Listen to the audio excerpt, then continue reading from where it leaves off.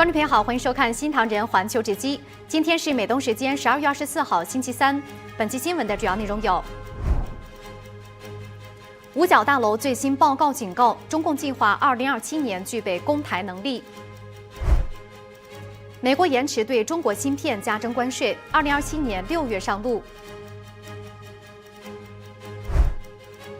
川普政府改革 H1B 签证，取消抽签制。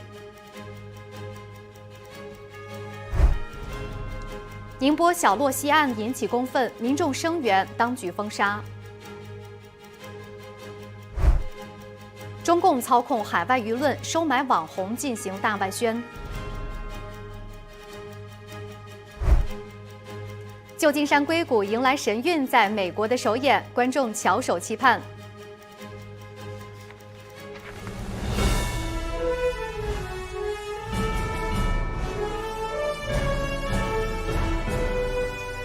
您正在收看的是新唐人环球直击，在美国纽约总部为您播报。美国战争部周二公布了2025中共军力报告，再次对台海局势发出强烈警示。报告指出，中共计划在2027年底前具备对台湾发动战争并取得胜利的能力。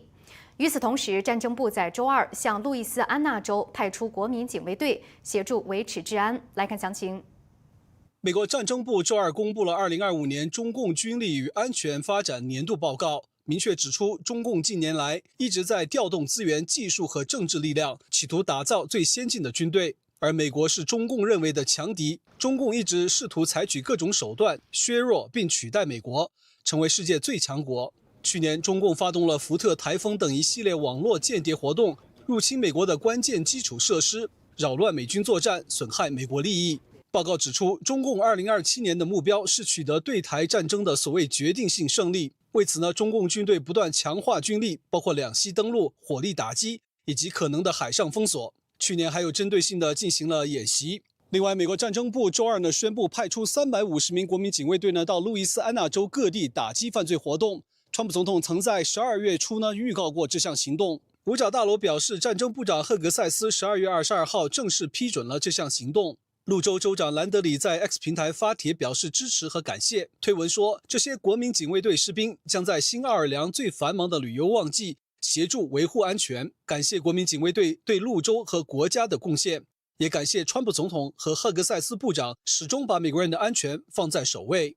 不过呢，这项行动在伊利诺伊州呢遇到了挫折。周二呢，美国最高法院以6-3驳回了川普总统此前向芝加哥部署300多名国民警卫队的紧急请求。有6名大法官认为，政府没能提出授权的依据，允许军队在伊利诺州呢执行法律。但托马斯、阿利托和戈萨奇呢3位保守派大法官提出了反对意见。新唐人电视台记者张亮，美国报道。谢谢张亮。美国政府周二宣布，将对从中国进口的半导体产品加征关税，延迟到2027年的6月份。具体的税率会提前1个月公布。来看详情。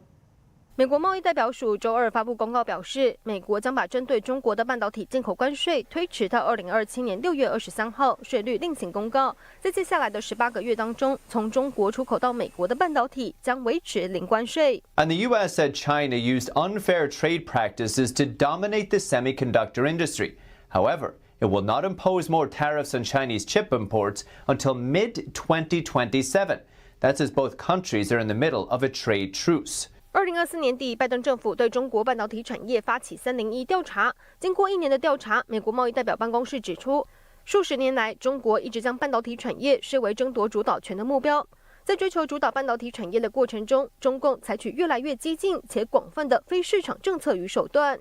美国贸易代表葛利尔表示，中国针对半导体产业寻求主导地位的手段不合理，对美国商业造成负担或限制，因此可以采取行动。虽然在成熟制程晶片的部分关税暂缓，但在尖端制程领域，美国对中国仍采取封锁行动，包括人工智慧相关发展，以及联合荷兰禁止机子外光微影设备出口中国。新唐人台电视高建伦、邱春荣综合报道。美国近日决定对中国和越南的一次性餐具寄出反倾销、反补贴的高额关税。中国的生产商最高会被征收540%以上的关税，越南的相关产品关税也可能在260%以上。美国国际贸易委员会最新裁定，中国和越南出口到美国的热成型钼塑纤维制品，也就是一次性碗、盘、杯及外带餐盒等，以低于公平价格在美销售，并受到政府补贴，对美国相关产业构成实质性损害。因此，商务部预计明年1月23号将对从中国和越南进口的这些产品发布反倾销税令和反补贴税令。根据现阶段数据，预计对部分中国生产商最高会征收540%以上关税，其中倾销税在477%以上，越南相关产品的关税也可能在260%以上。美国商务部数据显示，去年中国出口美国的一次性餐具大约3.45亿美元，逐年递增。在反补贴方面，中国企业的补贴幅度最高达319.92%。新唐人电视台记者安琪、荣誉综合报道。美国国土安全部周二发布公告，表示正在修订 H-1B 工作签证的遴选流程，来更好地保护美国工人。此外呢，在过去2周，国土安全部逮捕了1000多名犯罪的非法移民。川普政府已经开始更新 H-1B 工作签证的甄选程序，优先考虑高技能、高薪资的外国人，以更好地保护美国工人的工资、工作条件和就业机会。新规将取代随机抽签制度。现行的 H-1B 抽签制度被美国雇主利用和滥用，主要目的是用低于美国工人的薪资引进外国劳工。公告指出，每年 H-1B 签证的名额将限制在65000个，此外还将额外提供2万个名额给持有美国大学高等学位的申请人。这项新规将在2月底生效。移民及海关执法局表示，在为期14天的行动中，他们依据莱肯莱利法案逮捕了1030名犯罪的非法移民。国土安全部部长诺姆表示，为了纪念莱肯莱利 ，ICE 发起了天使荣耀行动，仅在过去2周就依据莱肯莱利法案逮捕了1000多名犯罪的非法移民。川普总统已授权我们逮捕并遣返前任政府放入美国的数以百万计的暴力犯罪非法移民。川普总统今年1月签署了莱肯莱利法案，该法案以莱肯霍普莱利命名，他是乔治亚州护理系的学生。2024年2月被一名委内瑞拉非法移民杀害。新唐人电视台记者杰森·布莱尔，美国华府报道。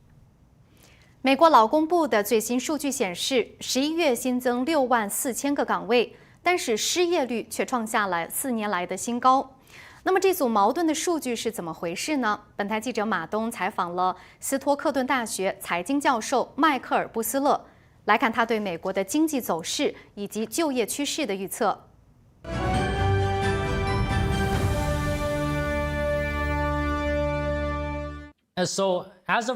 目前来看，您认为劳动力市场和整体经济状况如何？我觉得整体经济相当不错 ，GDP 应该会增长大约3.5%到4%，这是非常可观的成长。不过，就业市场就没有那么乐观。没有和 GDP 成长匹配，因为很多劳动力会被资本取代。什么意思呢？这些新建的工厂将配备 AI、自动化还有机器人，所以不需要太多人力。这种情况创造的工作机会还不如以往的多。另一方面，现在很多公司都在用 AI。过去几个月，我们看到一些公司，比如亚马逊、塔吉特百货，都宣布要暂停几千个岗位，因为短时间内他们的工作就会被 AI 取代。短期来看 ，AI 可能会增加失业率，但长远看 ，AI 能提高生产力，应该能改善就业情况。房贷利率会下降，所以房地产市场会更活跃，信用卡利率也会下降。所以消费者债务负担不会那么重。我可以说，对明年的经济未来几年的前景，我都相当乐观。那么，对于失业率上升到2021年9月的最高水平，您会担忧吗？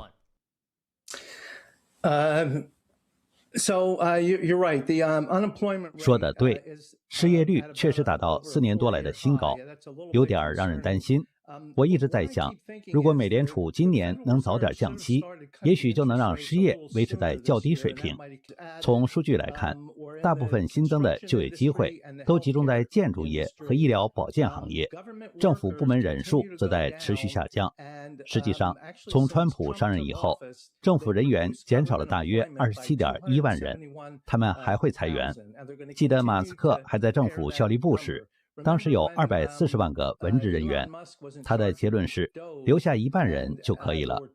所以我们现在应该会看到政府人员进一步减少，他们通常都是高素质人才，可以很快找到工作。不过因为政府之前停摆了，我们还没有最新的经济成长数据，但有迹象显示第3季 GDP 成长率约为 3.5%， 比第2季高。第4季还没结束，出来的数据不多。当然10月份政府停摆肯定会造成一些影响，但我们应该仍能看到第4季和明年的经济强劲，甚至可能有更大增长。别忘了7月通过的大而美法案里面的减税政策要到明年1月1日才会生效，而且川普总统已经吸引了大量外资，有上万亿美元涌入美国，这些资金也将在明年陆续到位，这将进一步促进 GDP 成长，创造更多就业机会。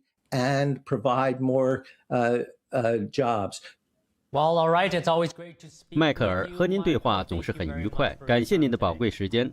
Always my pleasure， 我很荣幸。再来看到，标普全球评级周二将中国房地产万科的长期发行人信用评级从 CCC 减下调到选择性违约 SD， 并且移出负面信用观察名单。消息一出，万科 A 股股价是跌到了近10年来新低。多只境内的债券也因为跌幅过大被临时的停牌。万科企业可能成为继恒大、碧桂园之后又一个倒下的中国房地产巨头。标普全球评级周二将万科的长期评级下调到选择性违约 SD， 表明标普认为万科已经对部分债务构成违约。标普指出，万科一笔规模20亿人民币的公司债券在12月15号到期后至今没有偿付，宽限期也在12月22号晚间结束。标普认为延长宽限期等同于违约，属于不良债权重组。尽管这笔20亿债券宽限期又延到下个月28号。万科此前披露，2025年前3季度合同销售额同比下降 44.6%， 营收同比下降 26.61%， 净亏损高达 280.2 亿元。尽管第一大股东深圳地铁集团已累计提供超过300亿元的借款支持，但仍不足以覆盖巨大的短期债务缺口。万科同时大举出售资产，断臂求生。标普还指出，除20亿元人民币的境内债券外，万科未来6个月还将面临大约94亿元的债券到期，其中48亿元将于下个月前陆续到期。分析认为，万科作为中国第3大房地产企业，正处于暴雷的边缘。新唐人电视台记者李梅、刘芳综合报道。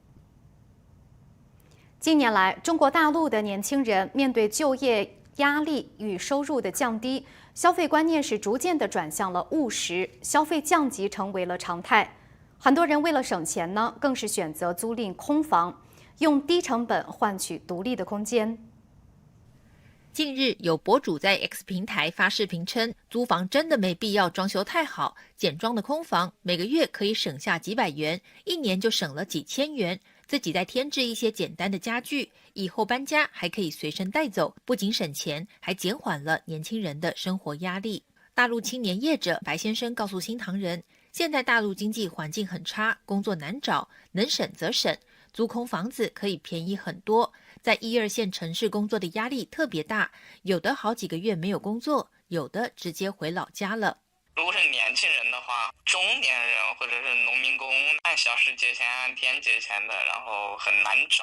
以前年轻人就还挺有冲劲的，就挺爱钱的，动不动就把什么暴富啊发财呀挂在嘴边。现在他们觉得必须得省这个钱。大陆青年业者大陆青年魏先生认为，现在失业率很高，半失业的人也很多，半失业就是1个月上不了一半的班，收入自然就减少很多。以前繁忙的时候，加班费都抵得上底薪了，现在你想加班费没了，底薪又少一半，这个肯定是经济原因啊。这几年内卷下来，很多人的收入都支持不下，特别是老家又有要赡养的小孩啊、老人那些，那是没办法的。魏先生表示，上梁都歪了，下梁也是东搞西搞的，逼走很多外企，有点钱的名气又遭受远洋捕捞之苦。总之，中国经济环境十分恶劣。好像这半年来都不敢公布那个什么断供率啊，断供率好大，现在7%-8%了，因为会影响社会动荡的。真正的纳税群体真的生活得很苦啊，比以前的乞丐还苦，真的，以前乞丐还有地方乞讨，你现在没了。新唐人电视台记者张中原、李珊珊周天采访报道。近日，宁波5个月大的女婴小洛西在手术后离奇身亡。据尸检报告证实，医生涉嫌病历造假，导致了这场悲剧。事件引起全网愤慨，而面对家长们的集体声援，当局强力封杀。11月14日，小洛西在宁波大学附属妇女儿童医院做完心脏手术后过世。近日，资深法医尸检报告揭示，仅发现一个大约3毫米的继发孔型房间隔缺损，通常被认为是较小的，有自愈的可能，并没有看到医院之前声称的冠状窦缺损。小洛西的妈妈发视频哭诉医生欺骗家属，小孩是你腺瘤干而死的，肋骨上面的一个伤口，1厘米的，连缝都没缝。许多家长纷纷站出来声援，但都遭到当局封杀。报告出来的时候，轰动了所有的妈妈。检查出来发现不是事故，是谋杀，他是健康的，给我哭的不行。发生都会把你的评论给删掉，然后他的视频就会被下架。让家长们感到气愤的是，3年内有5名同类型公开案例死在同一名医生手里。小洛西的家长顶着压力坚持曝光黑幕，勇气令人敬佩。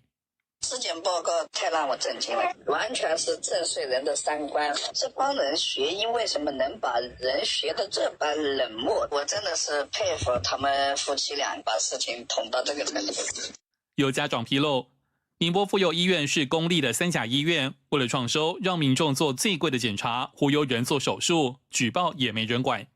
我女儿的时候说左心脉有囊肿，让我做了个无创，2-3千还是最普通的，还有那种5-6千的羊水穿刺的。人家说了，羊水穿刺的是针对高龄产妇，我才24岁。还有家长怀疑医院不让看监控的原因是怕真相曝光，放干小洛西的血可能涉及灰色产业链。当地已经造成了很大的影响，所以说政府压人手压舆论，不止现在的医疗体系，包括教育体系、公检法都是黑的，没有被曝光的好多。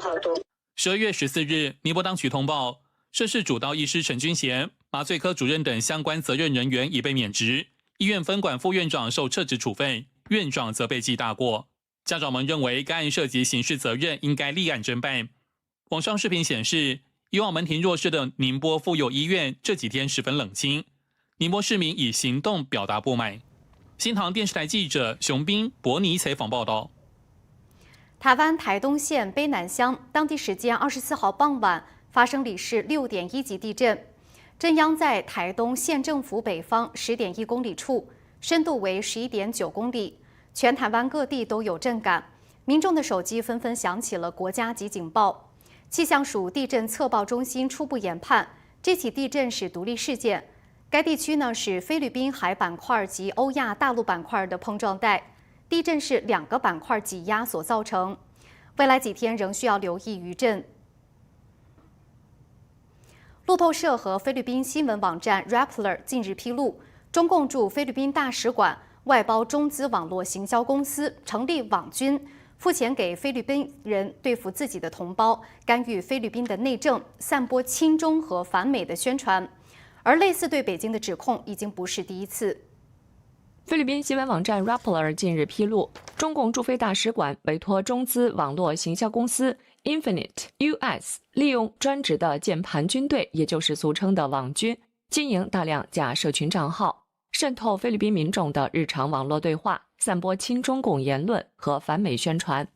内部文件详细显示， Infinity US 如何指导员工创立并经营300个脸书账号与30个 X 账号，包括如何盗用照片、经营人物设定、躲避安全审查等。这一切的背景是中共与菲律宾在西菲律宾海对峙，局势日益紧张，北京持续通过武力侵略和宣传手段来支持其主权声索。看来战场已经从公海扩大到网络空间。泄露的文件罕见地揭示了中共驻菲大使馆如何外包给中资公司的这些行动，并利用菲律宾民众对抗本国民主。他们透过合约雇佣，以支票支付薪水。另外，路透社10月的调查也发现，中资网络行销公司 Infinite US 的行动规模不仅止于亲中宣传，还包括贬低美菲同盟等。美国资深记者、中国问题专家贝舒莹表示，由 Infinite US 控制的账户活动符合中共的大外宣政策。贝舒莹向路透社表示，社交媒体 X 和 YouTube 上有很多账号宣传中国的内容，尽管这些账号很可能是中共资助的，但他们通常不会披露与北京的关系。新唐人电视台记者李梅、王艳桥综合报道。近日，海外一名军事博主徐某人公开了一段中共招募他进行大外宣的录音，对方开出了每月4万欧元的条件，允许他小骂大帮忙，但是不能骂习近平。录音呢还点名了一些据称已经被招募的当红网红，引发热议。今天我们就请嘉宾来探讨中共招募网红进行大外宣的话题。今天我们连线的嘉宾是正经评论人士唐百乔先生，您好，欢迎您。你好。首先想请教您啊，我们看到这段录音中是提到被爆料的落日海盗，那对此您怎么看呢？它大致可能是什么背景？那可能是在执行什么样的角色或者是任务呢？首先呢，它有可能是跟中共有关的，这个判断不是从这个电话里面判断出来的，而是说他以前的推号和他的做的视频，包括他最近的一些举动，是吧？非常这个为中共洗地，也就是说他自己说的小骂大帮忙，我是从这个来判断出来的。那么这个电话对吧，虚虚实实的话，我们是没办法判断的。第二的话呢，我有一个判断就是说，这个人如果是中共的人的话，他也是外围人士。也就是说，级别极低的，他肯定不是边内的，比方说间谍、国安部的或者公安部的在边人员，他是边外的，更有可能是像县民，是吧？比方说我们在海外经常同乡会啊、什么同学会啊、什么这个商会啊，那么有些人他们帮中共干活，但是他们根本就不是什么专职人员，所以这种可能性更大。因为如果他们是专职人员的话，专职人员是受过训练，第一天肯定就会训练，不能用电话来谈机密的事情。尤其是不能用电话从事违法犯罪的事情，因为他在策反别人的时候，他在电话里面策反，这是绝对是一个笑谈。因为我是应该是说是全球重点一个被中共统战对象之一，曾经长期以来有很多人，我也在媒体上也披露过。那么当然级别要比这个人要高得多得多，但他们要跟我见面的话，他们都想要到加拿大或者是到这个其他的地方去见面，是吧？然后到美国来的话，他们都会就派我的同学啊，或者朋友啊，甚至亲人啊，他们本人是不敢来的，是吧？最多就是领事馆外交官。所以呢，这个基本上就是他的话，是吧？他有一些话，因为他自己肯定是帮中共干活的，所以他了解一些情况，所以他说出一些事情的话是符合逻辑的，就是比方说小骂大帮忙，是吧？不要去这个骂习近平，是吧？然后偶尔批评中共没关系，这因为。他被接待任务的时候，他被交代任务的时候，他的上面的人就是这么跟他讲的，所以他了解中共的这一套运作体系。但至于说他提到什么张三李四谁是还是不是，这个我们不能把他的话作为依据。尤其是他不是情报人员，他就算是国安部的一个副部长，他都不见得了解所有情况。就算中南海的人也不见得了解，因为就像当年周恩来，他只有周恩来掌握所有的情报部门的人，然后连毛泽东都不知道。那我们也知道，这个1989年以后，大家。以前有一种传说说，只有叶选林是吧？就是这个叶选连就是叶选平的弟弟掌握海外3000子弟，那连江泽民都不掌握。后面他把这个3000子弟的名单交给江泽民以后，江泽民才真正的把这个大权掌握了。所以这些情况的话，当然我希望大家能够多一些了解。所以千万不要以为他说某个人不是就不是，他说某个人不是，肯定第一他说的话是没有任何依据的，第二反而有可能他是，因为中共为了去。有点像讲干道书啊，就为了去这个掩盖一些人的情况，就是欲盖弥彰或者指定无银300两。如果是，他一定不会说出来。那从您的经历和观察来看，您觉得那中共通常会锁定什么样类型的网红或者是自媒体人？那么在这个收编拉拢的过程中，常见的手段又有哪些呢？那他们拉拢的人基本上是无所不包，但主要的是什么呢？就是说在油管上或者在推特上，就是说短期内突然一下那个粉丝暴涨，影响力大增。但他过去并没有太多的这个反共的这个历史，比方说64的学生领袖啊，或者是这个民运领袖啊，就这些人的话呢，他们做这些博主啊，最主要的原因就是为了赚广告费嘛，是吧？就是一种谋生的手段。那么这些人他确实可能开始也是反共，讨厌中共，因为现在没几个人不讨厌中共嘛。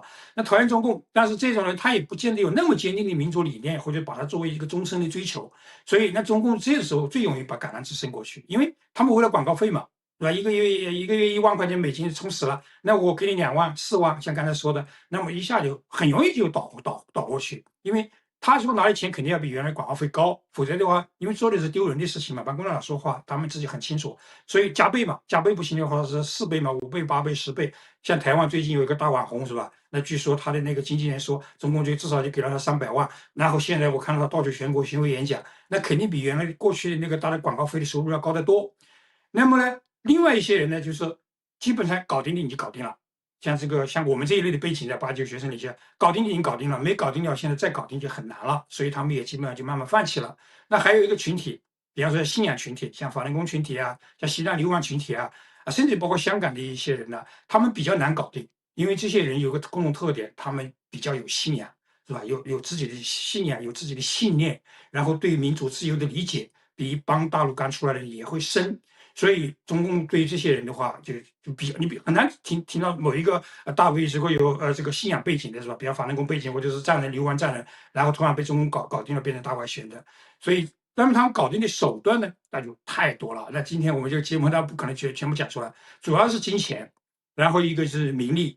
那么金钱的话呢，现在直接给钱的情况是很罕见了。像这种给那个大外宣说1个月4万几万块钱，这是很低级。连在台湾那个大外宣，他都不是通过给钱的方式，他是给你地是吧？给你做生意的机会是吧？给你增加粉丝，反正总而言之，他有1万个方法可以给你钱，甚至可以给你虚拟货币。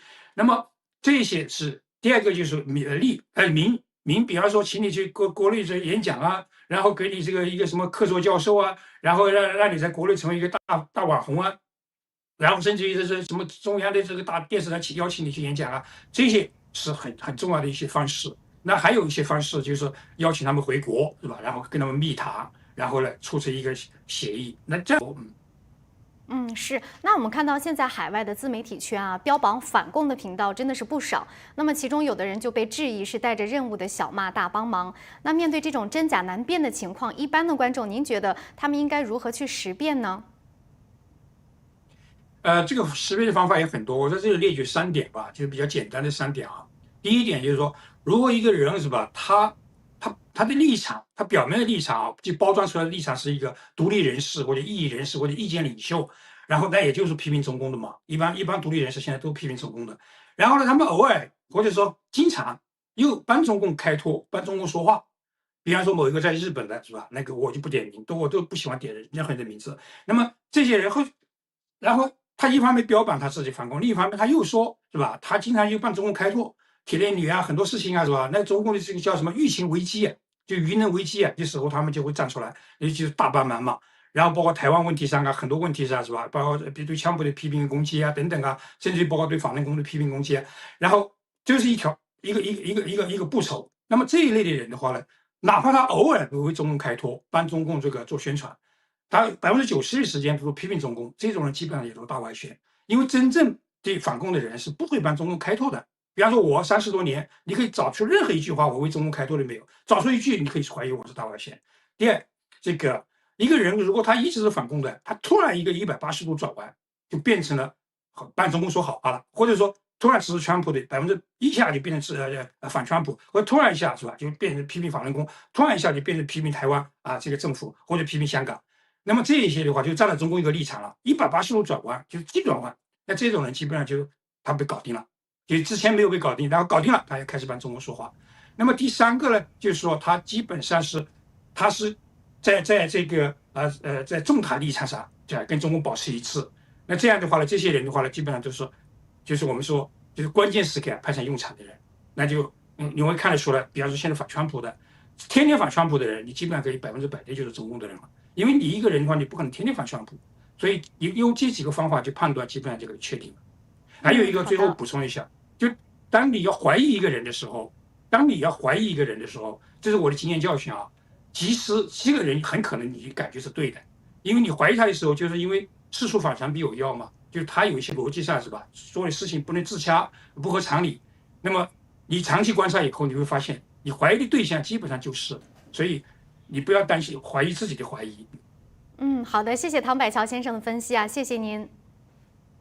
不客气。再来看到，泰国和柬埔寨的边境冲突还在持续。泰国的打击目标集中在电诈园区，双方的冲突呢，外界预期可能不会在短时间内平息。中共方面近日是试图以第三方的角色进行调停，但是没有成功。有中国的民众在网上感谢泰国，表示泰国是中国老百姓的英雄，全中国老百姓都支持泰国打第三方。那么这里说的第三方就是指中共。民众还质疑中共会不会是电诈的幕后老板。还有民众表示支持泰国铲除电诈恐怖组织，请斩首第三方，并且暗示只有中共失败，正义才能胜利。再来看到，圣诞节前夕备受期待的美国神韵艺术团也拉开了在全球的巡回演出之旅，首站从欧洲开启。而神韵在美国的演出呢，将在平安夜12月24号在加州旧金山圣荷西隆重登场。当地的观众期待已久，盼望能够一睹展现真正中华5000年神传文化的世界第一秀。The whole show is really incredible. The way and the timing. I'm always amazed by the timing because it's like you're seeing a movie plus live dancers at the same time, and the synchronization between the two is just perfection. I sing, so I especially resonated with the vocalist and the song, and especially the lyrics. It touched me, touched my heart, felt true to me. So a lot of what was expressed through the lyrics. Shenyun is a sumptuous feast of just all senses for the soul, the spirit, the eyes, to consume, the ears, and it's just a beautiful way of humanity, giving, loving others, and using all of your talents. 神韵创立于纽约，以复兴传统神传的中华文化为使命，展现共产主义之前的中国。The elegance, the humans, and just the narrative also comes through.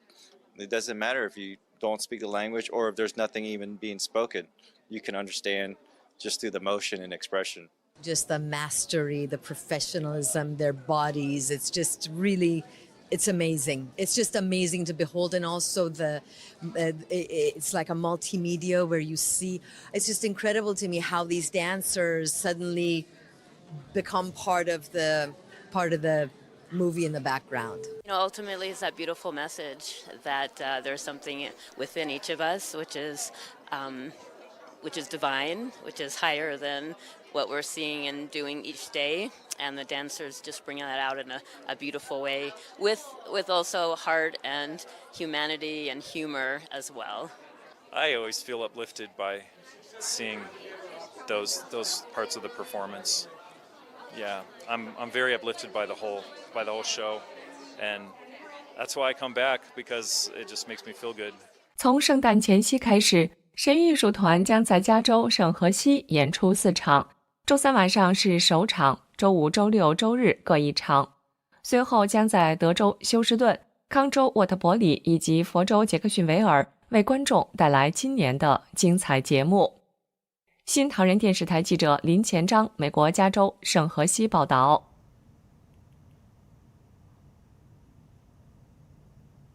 广告休息过后，带您关注。利比亚总参谋长遭遇空难，机上8人全部丧生。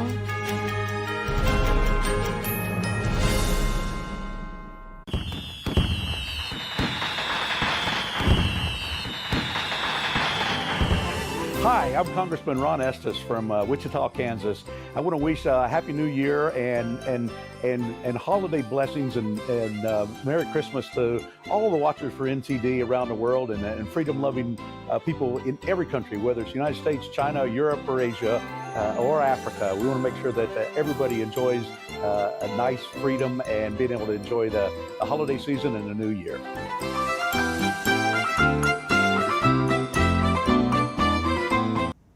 欢迎回来。北非国家利比亚的一架搭载官员的专机，周二夜晚在土耳其坠毁，机上的军方领袖哈达德和其他7人全部遇难。周二晚间将近9点，利比亚军队总参谋长穆罕默德·阿里·艾哈迈德·哈达德搭乘的专机在土耳其首都安卡拉附近坠毁。除了哈达德，机上还有另外4名利比亚官员、3名机组人员，总共8人全部遇难。目击者表示，事发时看到非常猛烈的爆炸，震动地面，随后天空出现闪光。土耳其内政部长阿里耶尔利卡亚表示，失事飞机在飞越安卡拉海马纳区时曾请求紧急降落，但之后失去联系，飞行记录器已找到，官方正在分析数据。Enkaz alanında saat 02:45'te uçağa ait ses kayıt cihazı, saat 03:20'de ise kara kutu bulunmuştur. 阿里耶尔利卡亚表示，遇难者遗体仍在失事地点。Naaşlar evet arkadaşlar. Naaşlar bölgede. Onlar aynı şekilde adli olarak Adli Tıp Kurumu doku örnekleri, yakınları ve bunların eşleştirilmeli. Bunların her biri 利比亚总理阿卜杜勒·哈米德·德贝贝说，这是国家的巨大损失。当时这些官员正从土耳其返回利比亚。据报道，这次遇难的参谋长哈达德生前致力于结束利比亚内战，结束分裂局势。根据初步调查，没有迹象表明是恐怖袭击。新唐人电视台记者安琪、王艳桥综合报道。圣诞节将至，俄乌战火却再度升温。俄罗斯发动大规模空袭，重创乌克兰的能源和民用基础设施。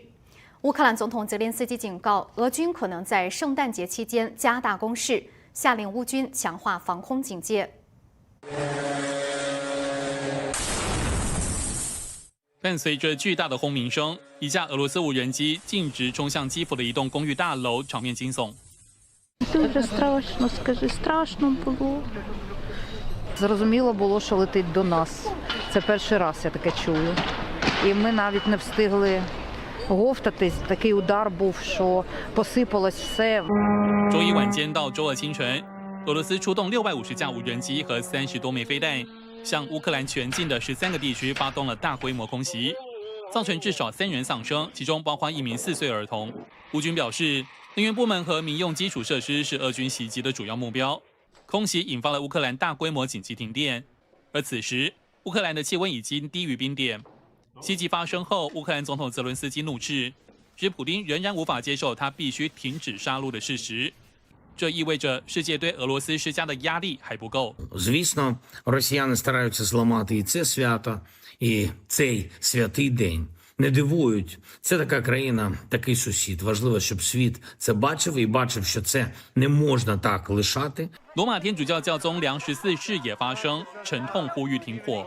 Veramente delle cose che mi causano molto tristezza in questi giorni è il fatto che apparentemente la Russia ha rifiutato la richiesta di una tregua di Natale. Io faccio ancora una volta questa richiesta a tutte le persone di buona volontà, rispettare almeno nella festa della nascita del Salvatore un giorno di pace. 俄军空袭随后，莫斯科24号又发生爆炸事件，导致3人死亡。在2天前，一名俄罗斯高级将领遭汽车炸弹袭击身亡的地点附近，2名警察接近一名行为可疑的男子时，被一枚爆炸装置炸死。另有1名身份不明的人员也在攻击中丧生。俄方怀疑是乌克兰所为，乌方方面尚未发表官方回应。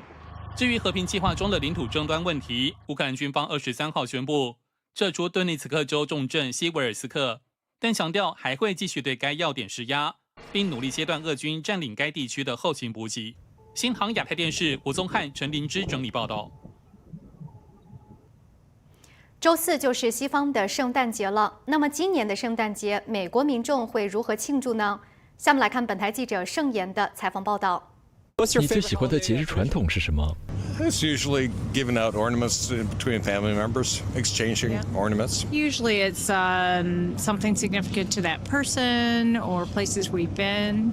Like I always buy an ornament when we travel so that we can put on the Christmas tree to remember. It's an Italian-American tradition where you have 7 different types of fish, big feast, family comes together. I always used to sneak down out in the middle of the night after Santa had come and sit there and look at the tree while it's all quiet, like right before the sun rose. So that was always my favorite. Have you been a good kid? 这一整年你都很乖吗？ I would like to think so. This Christmas, we will do what we always do, which is on Christmas Eve. We will gather after our Christmas Eve service. We'll gather for hot chocolate at our house and watch Die Hard. So I'm from Jamaica, and we have this like fruit cake, and I really love it. And somebody's giving me that for Christmas, so.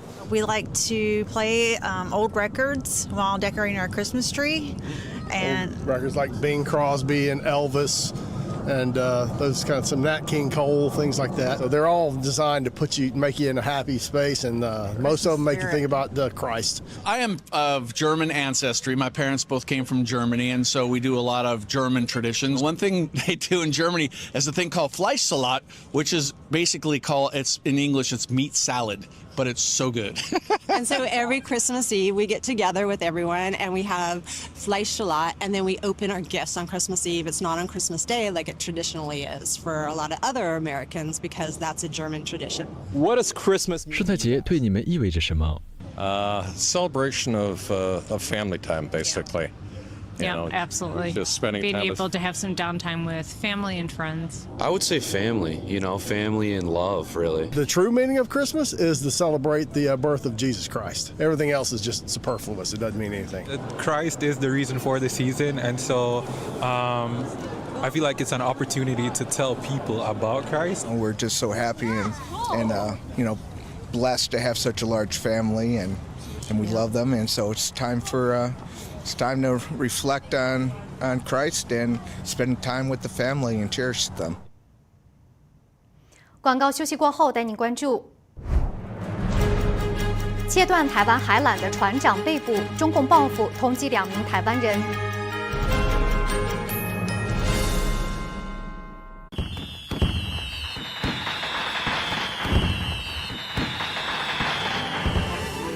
Hey, this is Congressman Pat Harrigan from the 10th District of North Carolina. Just wishing everybody a very Merry Christmas and a happy holiday season and a fantastic New Year. Thanks, NTD.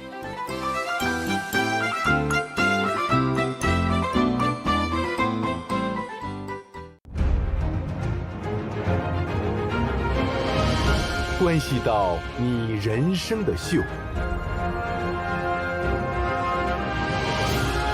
这就是你生命等待的。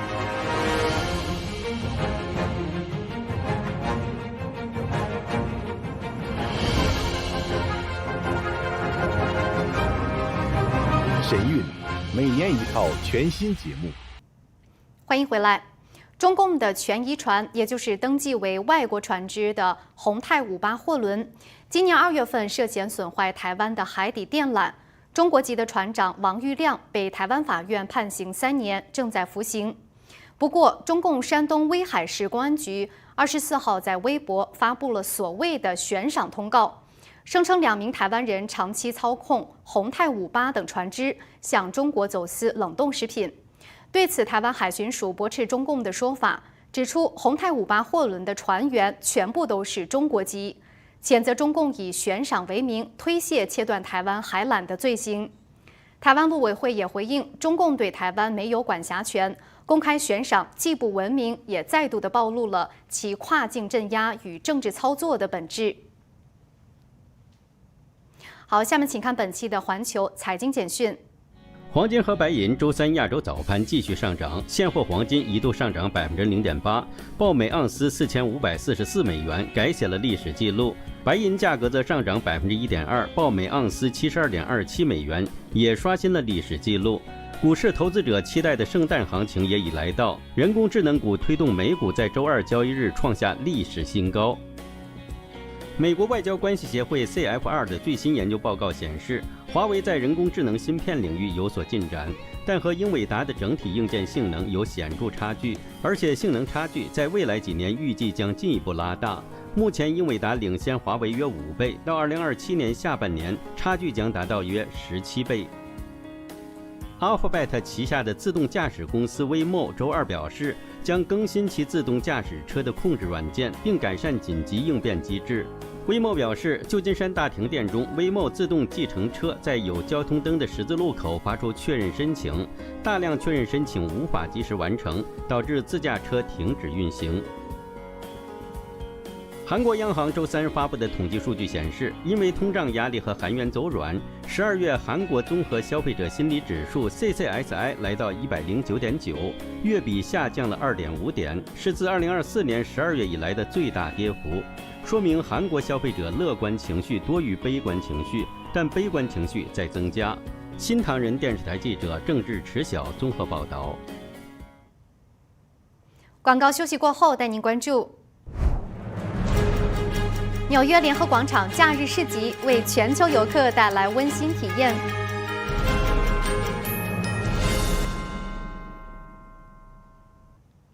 纽约的假日市集备受全球游客的喜爱，其中联合广场假日市集是纽约历史悠久且规模最大的节庆市集之一。下面随记者一起去看看。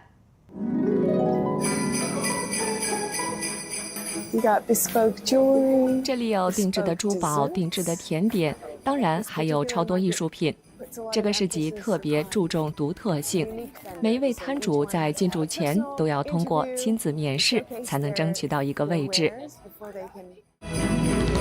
Well, I think the holiday market started at Union Square. I think this is the oldest one, and I feel like it's the most charming one. It just feels very cozy, and as far as the vendors, we all know each other. We've been working together for years. It's a special place. So I asked him to pick a number in his head, and then take away every card that doesn't have his number on them. And I have to guess the number. And I'm guess how old are you? 11. 11. So in 10 years, how old will you be? 21. Is that your number? How the heck? What? What? Yeah, it works. No way. Amazing. It's a family-owned business. 你是家族成员吗？ Are you part of the family? I am not part of the family. I'm only a family friend, but they make me feel like family. Oh, lovely. 跟我们讲讲这个家庭吧。They're a wonderful family. The Melanods, they are grew up in Princeton, and they now operate this business. I know that the mom and the dad were both computer engineers at one point, and now they are working to help their son build this business out. And they started out doing workshops for kids in classrooms and birthday parties, and now they have started their own business to spread that joy to everybody. 我们还认识了其他几个摊位的家庭，以及他们生意背后的故事。 And the stories behind the businesses here. Kathy is one half. She and her sister founded this company because they wanted to find healthier, plastic-free alternatives for their children. So actually, Oliver Flynn are the names of their children. There's a nice little photo of them there. Oh, nice. And edible straws. 看，好多鲜奶油。我很喜欢纽约的一点就是街头随处可以看见那些充满希望的信息。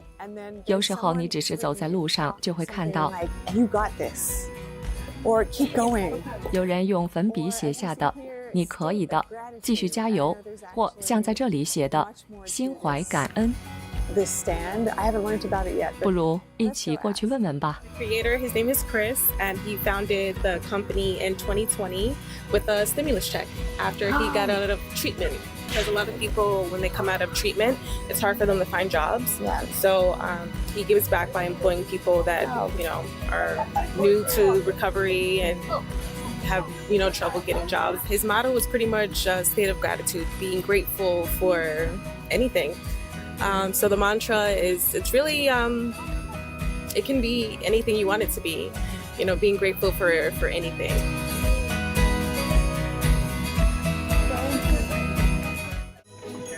Let's see what 来 else 看看 is 小吃区 happening. 还有什么不一样的地方， Cheese and truffle, yeah. Okay. It's really good. I didn't expect it to be this big. 而且还是热的。你是在哪里买的？ Right here, truffleius. Okay, Yeah, do you all right. want one too? Oh my gosh. 天哪，我简直要直接用手吃了。I'm just gonna use my hands. Go for it. All right. Here, I'll eat one with you. They are really special. Yeah. 一起吃吧，真的很好吃。 It tastes kind of meaty. 我觉得有点像肉香味 To 儿。 me, in a way that I like think that's the truffle. truffle. The truffle, yeah. No meat involved. Thank you. You're welcome. I must say, I've never enjoyed holiday markets. 我必须得说，从来没有哪个假日市集像今晚这样让我陶醉。我觉得是因为这里充满了社区氛围和温暖，大家真的很想聚在一起，享受彼此相处的时光， Share what's in their hearts through their products. 也通过自己的产品、精美的作品分享内心的感受。许多作品都是手工制作的，每一件都承载着团圆的愿景。团圆联合就在联合广场。好，以上就是本期的新唐人环球直击，感谢您的收看，再会。